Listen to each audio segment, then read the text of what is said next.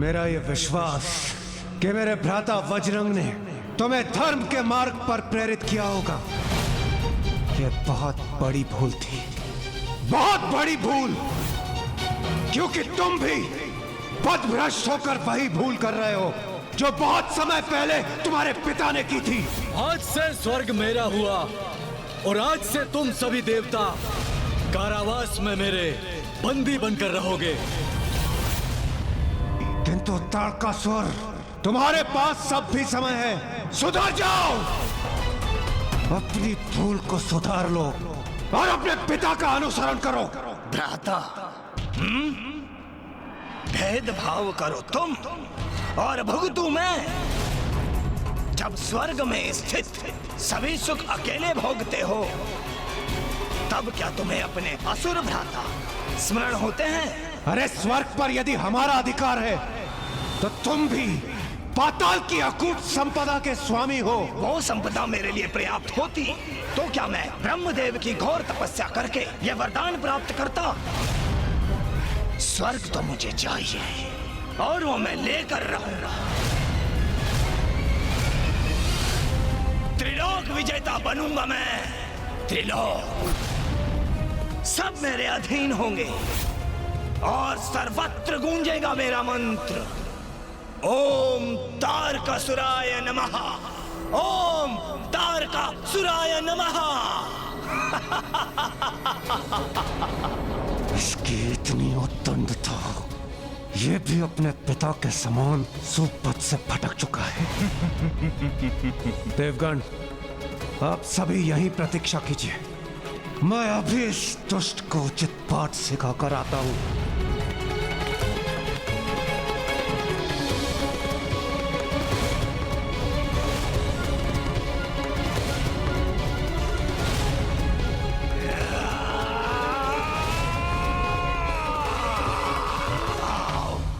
आओ देवराजेंद्र, तुम्हें पराजित करके मैं स्वर्ग पर भी अपना एकाधिकार स्थापित करूंगा। दुष्ट असुर, मेरे एक ही प्रहार में तुम्हारे सारे ब्रह्म मिट जाएंगे। सावधान! ब्रह्म मिटेगा किंतु मेरा नहीं, तुम्हारा।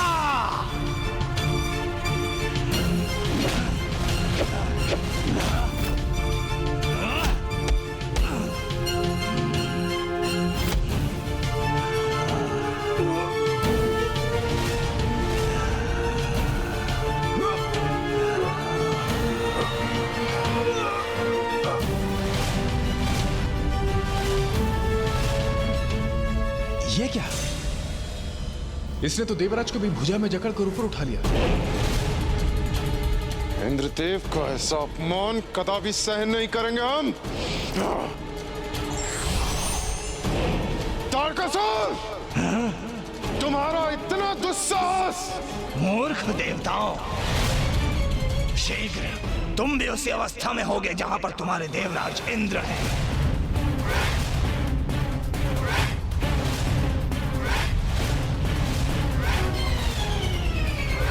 तुम सभी देवताओं एकत्रित होकर भी आ जाओ तो मुझे कोई क्षति नहीं पहुंचा सकते,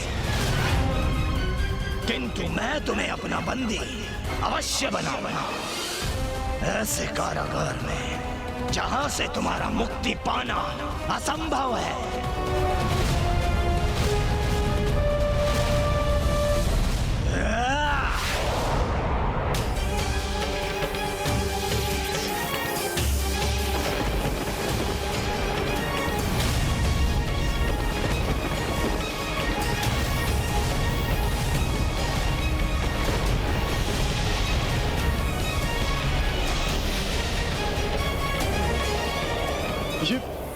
ये कैसे प्रवेश द्वार है जिन्हें ये नियंत्रित कर रहा? कुछ भी हो, हमें आक्रमण तो करना ही होगा।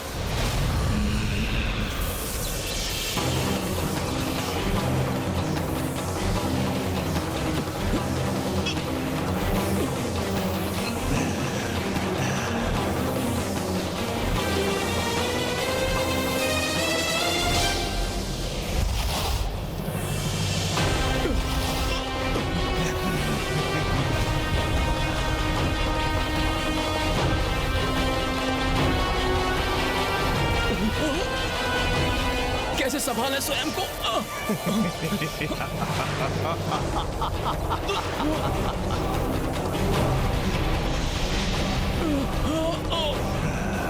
इस प्रकार तो सूर्यदेव, वायुदेव, वरुण देव और अग्निदेव इस संसार से लुप्त हो जाएंगे, और यदि ऐसा हुआ तो इस संपूर्ण सृष्टि का सर्वनाश हो जाएगा। इंद्रदेव, इन देवताओं के साथ सृष्टि की रक्षा तुम्हारे निर्णय पर टिकी है। तुम चाहो तो इन देवताओं की रक्षा संभव है। अपनी पराजय स्वीकार कर लो इंद्रदेव, अन्यथा मैं सूर्यदेव, अग्निदेव, वरुण देव और वायुदेव को ऐसे अंधकार स्थान पर भेज दूंगा जिससे बाहर निकलने का कोई मार्ग नहीं ढूंढ सकेंगे वो। ऐसे स्थान में ये क्या हो रहा है? ये सब क्या हो रहा है? कैसे रोकूं मैं इस दुष्ट को?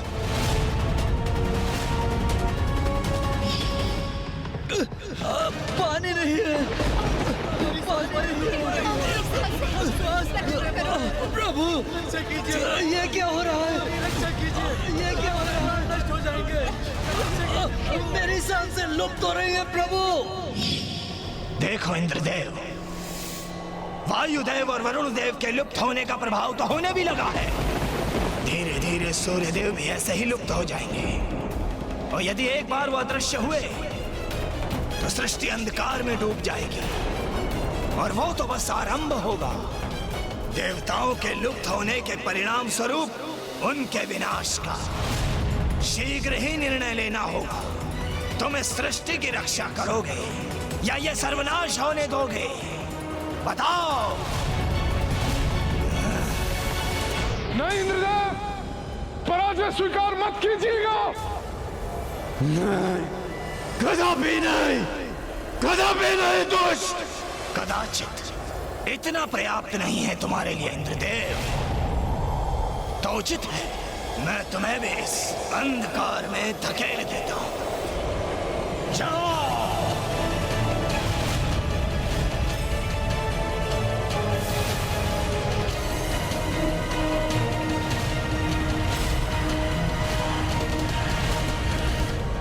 तुम कुछ भी कर लो तारकासुर, हम पराजय कदापि स्वीकार नहीं करेंगे, कदापि नहीं।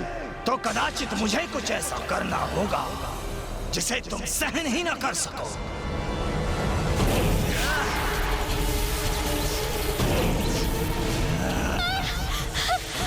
स्वामी, स्वामी रक्षा कीजिए स्वामी।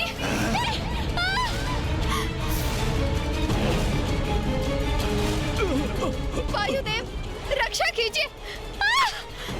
देवी शची, देवी संज्ञा, स्वामी, स्वामी मैं रक्षा। तुम्हें और तुम्हारी देवियों को अवश्य ही सुरक्षित जाने देता हूं, किंतु तुम तो हट पर ही अड़े हुए हो।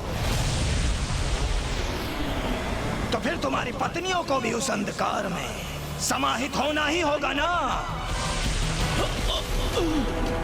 वायुदेव रक्षा कीजिए। रक्षा कीजिए स्वामी, रक्षा कीजिए स्वामी, स्वामी रक्षा कीजिए। स्वामी, स्वामी रक्षा कीजिए। तारकासुर अनुचित कर रहा है हमारे साथ। कैसे बचाव करें अब हम? रुक जाओ, रुक जाओ तारकासुर। मैं पराजय स्वीकार करता हूँ, स्वीकार करता हूँ मैं पराजय। क्या कहा तुमने? पराजय स्वीकार की तुमने?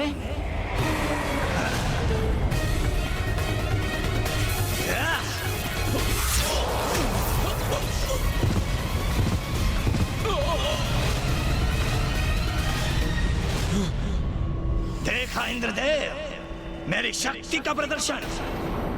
त्रिलोक विजेता तारकासुर हूं मैं, तारकासुर हूं मैं। मेरी एक बात का स्मरण रखना इंद्रदेव, आज के बाद मेरी तुलना मेरे पिता से भूल कर भी मत करना।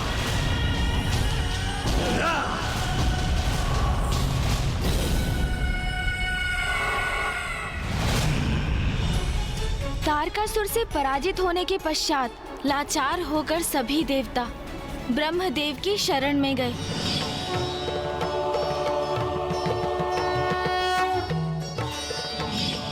ब्रह्मदेव के पास देवताओं के प्रश्नों के कोई ना कोई उत्तर और इस संकट के निवारण का कोई ना कोई उपाय अवश्य रहा होगा, है ना गणेश जी? क्योंकि उन्होंने ही तो तारकासुर को वरदान दिया था। मात्र ईश्वर से ही सभी प्रश्नों के हल की अपेक्षा करना उचित नहीं। हमें स्वयं भी प्रयास करने चाहिए। क्योंकि महाराज, यदि ईश्वर का अपने भक्त के प्रति दायित्व है, तो क्या भक्त का उनके प्रति दायित्व नहीं? अवश्य, भक्त का भी ईश्वर के प्रति बहुत बड़ा दायित्व है।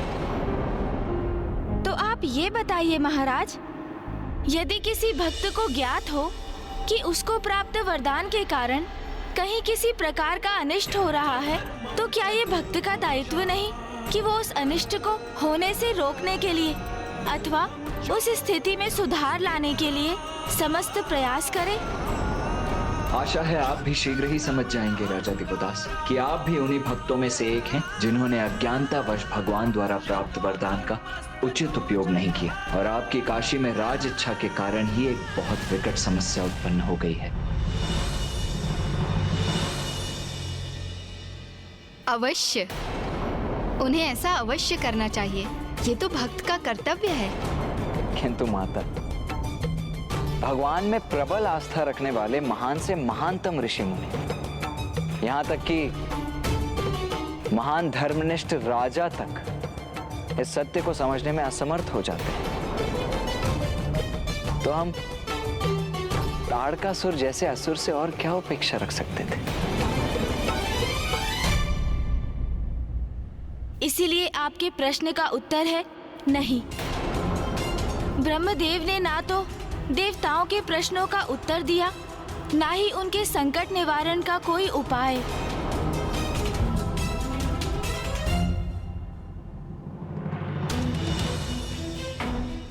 तारक का अंत मात्र महादेव और आदि शक्ति के पुत्र से ही हो सकता है,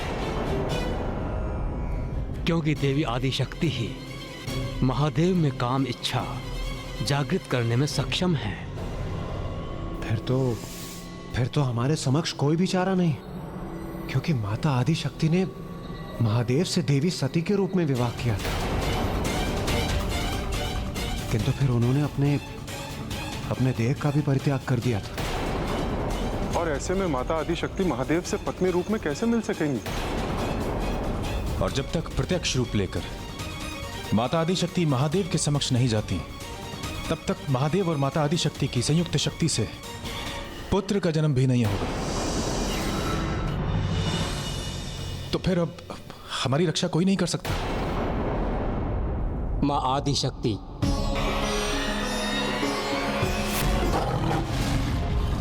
अब उनके आगमन से ही इस तारकासुर नामक संकट का अंत संभव हो सकता है। तो कहीं कोई अस्तित्व ही नहीं है, तो फिर वो हमारी सहायता कैसे कर सकती है? देवगण, मुझे स्मरण है वो संकल्प।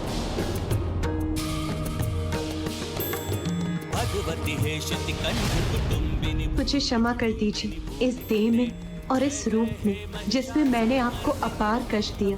मैं अब एक क्षण भी और नहीं रहना चाहता, किंतु मैं उचित समय आने पर माता मैना की पुत्री के रूप में जन्म लूंगी और पुनः आपकी पत्नी बन आपका सानिध्य प्राप्त करूंगी।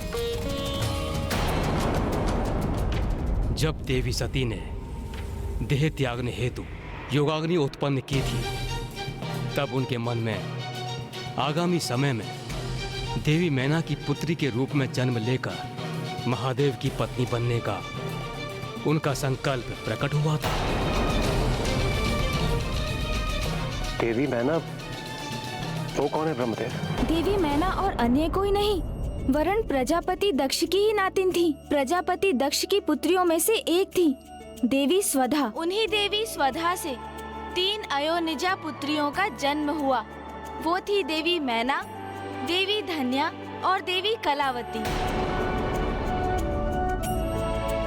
एक बार माता मैना, माता धन्या और माता कलावती नारायण के निवास वैकुंठ में आयोजित यज्ञ में भाग लेने गईं।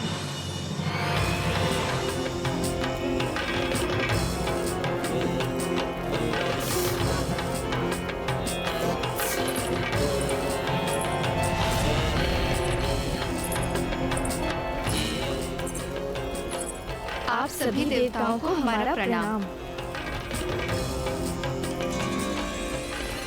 देवी मैना, देवी धन्या और देवी कलावती, आप सभी को यहाँ पाकर मैं अत्यंत प्रसन्न हुई।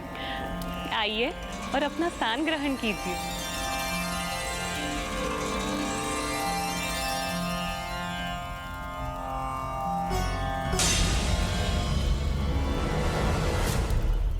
नारायण के उस महायज्ञ में सभी देवी देवता भी उपस्थित थे। तभी वहां बाल ऋषि सनकादिक कुमारों का अर्थात ऋषि सनक, सनातन और शौनक का आगमन हुआ। सभी स्वागत हेतु उनके सम्मान में अपने अपने स्थान पर खड़े हो गए, किंतु माताएं, माता मैना, धन्या एवं कलावती अपने स्थान पर ही स्थित रहीं। उनके द्वारा अपनी ऐसी अवमानना से चकित ऋषिवर उन्हें दंडित करने पर बाध्य हो गए, क्योंकि ऋषियों का अपमान दंडनीय अपराध है।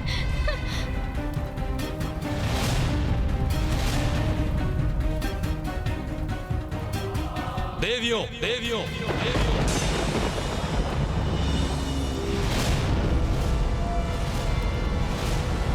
तुम तीनों देवियों ने हमारा अपमान किया है और मनुष्य की भांति अपने अहंकार का परिचय दिया है। इसीलिए तुम्हें पृथ्वी लोक में मनुष्य योनि में जन्म लेना होगा।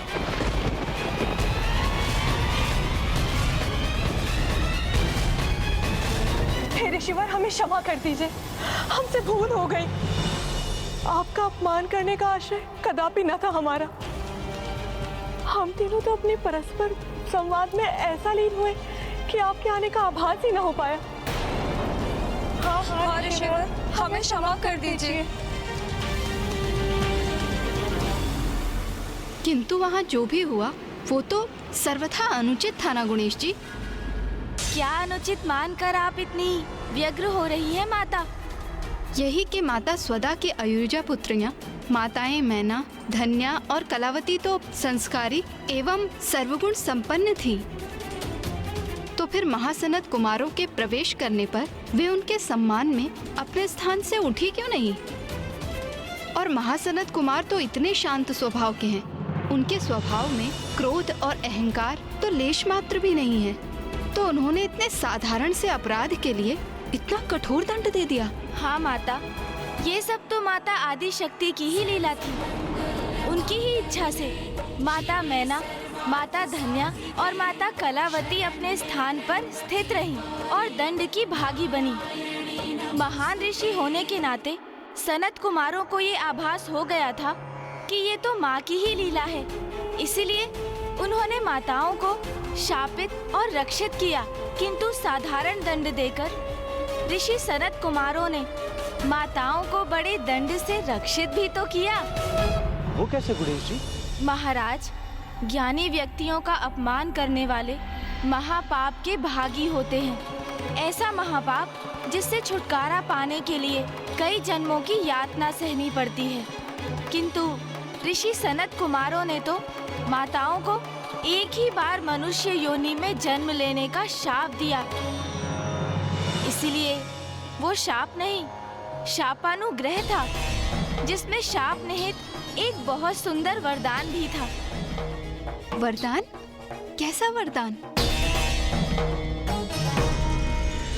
देवी मैना, आप मनुष्य योनि में जन्म लेकर नारायण के अंश हिमावन से विवाह करेगी और स्वयं माता आदि शक्ति देवी पार्वती के रूप में आपकी पुत्री होंगी। देवी पार्वती की माता बनने के पुण्य के कारण आपको जीवन काल के उपरांत 6 शरीर कैलाश में प्रवेश प्राप्त होगा। धन्यवाद ऋषिवर।